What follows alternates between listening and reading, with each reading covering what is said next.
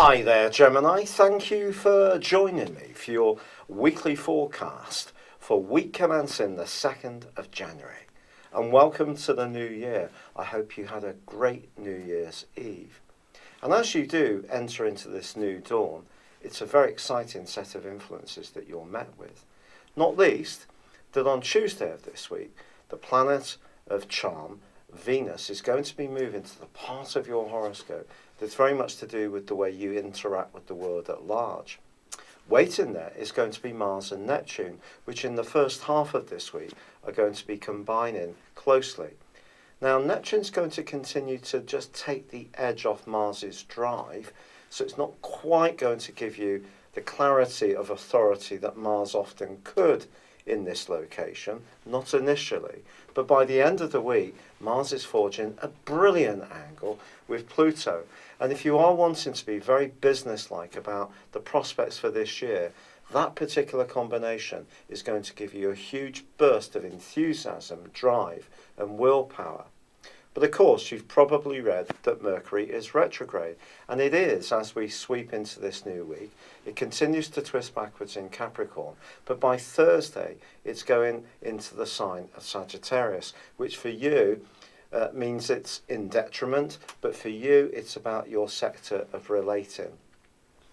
If there is a relating issue, or a partnership or an interaction that's been strained over the Christmas holidays, the next week, from Thursday, is a fantastic opportunity to try to build bridges. It may require both sides to listen patiently to what the other has to say, and some of the problem could have been not necessarily that you don't want the same things, but just that you see things in a slightly different way, which then means that informs your responses to one another's attitudes. So being able to talk and listen is really going to be potentially very healing with this transit. But on the same day, there is a quarter moon. And this quarter moon can potentially stir up quite a lot of passion. And if there is a situation in your life where you're involved with a group of people, where there are some undercurrents, perhaps a bit of possessiveness or jealousy washing around, you may feel the desire to really push this out into the open and be much more demanding that things are much clearer and straightforward. There is the potential for politics, there's no doubt about it.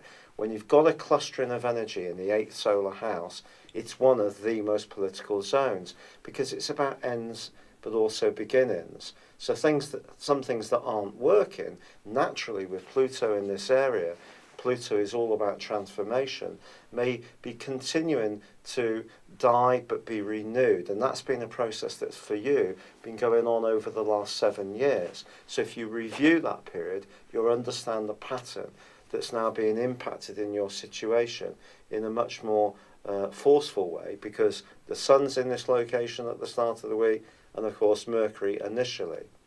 But the really fascinating thing is that with Venus moving into Pisces, where she is exalted, this is a great opportunity to use your diplomacy.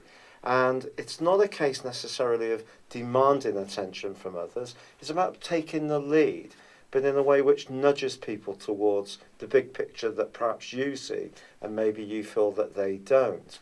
So a certain amount of patience, tact, and skillfulness when it comes to relating is going to be part of your journey this week.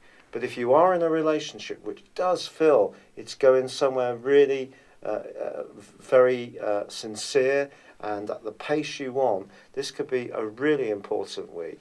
Don't see Mercury retrograde as a negative. It can be a chance to really build something up that can be lasting and become so much more meaningful. It's been a real pleasure being with you. Good luck and goodbye for now.